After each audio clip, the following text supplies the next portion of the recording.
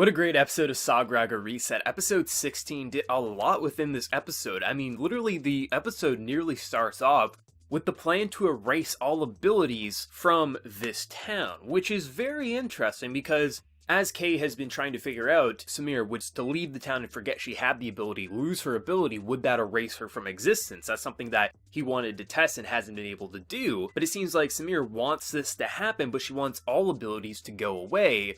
So in theory, that would kill her in the process, especially with her dialogue when she's kind of like crawled up on the bed after seeing what Kay did with Haruki, pretty much confessing his love to her, and her pretty much seeing that Kay looks at her not just for her ability, but her as a person. So it seems like with her dialogue, it seems like she's ready to kind of pass on again, or something like that. It was very ominous, very kind of eerie, so I'm not sure what she's planning, especially because she talks to this detective, the one who's kind of going against the Bureau, even though he works for the Bureau, and he pretty much is told that, you know, she's not going to stand in his way, she's not going to get Kay involved, and she is somehow able to lie to the girl who can detect lies and say she didn't tell Kay anything, but she implanted that memory. So I guess maybe it was kind of like this way that she didn't actually tell him. It was because it was a message that was directed into his head, that's why the lie didn't get caught. Maybe something like that, because she didn't directly tell him, it was a message that was sent across.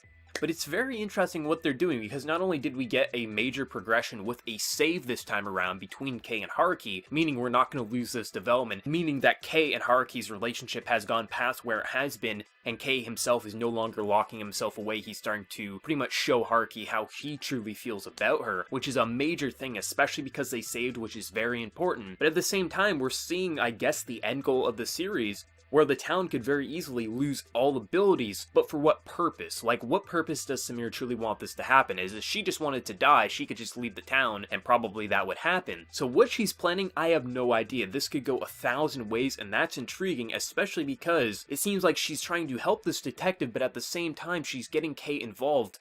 But for what reason? Is she trying to do something bad to Haruki, get Kay and Haruki involved in something so Haruki goes away? Like, what's happening here? This could go in so many ways, and it seems like more than likely we'll have 2 arcs left. We got this arc, which is, I think, going to be a 4-part episode, or a 4-part arc, as well as then the final 4 episodes for the last arc. But this series has been really interesting, because, I mean, what started out as something you thought it'd be pretty like they're just solving mysteries, maybe solving cases, has become something so just complicated and just full of intricate knots and just so many pathways things can take with all these characters. It's so fascinating, and I thought it was really interesting too when that car crash happened, and Kay, for whatever reason, couldn't turn around, so someone's ability must force them to not look at them, maybe something like that. I could see something like that happen. Maybe that's why the car crash happened, because the other driver wasn't able to look.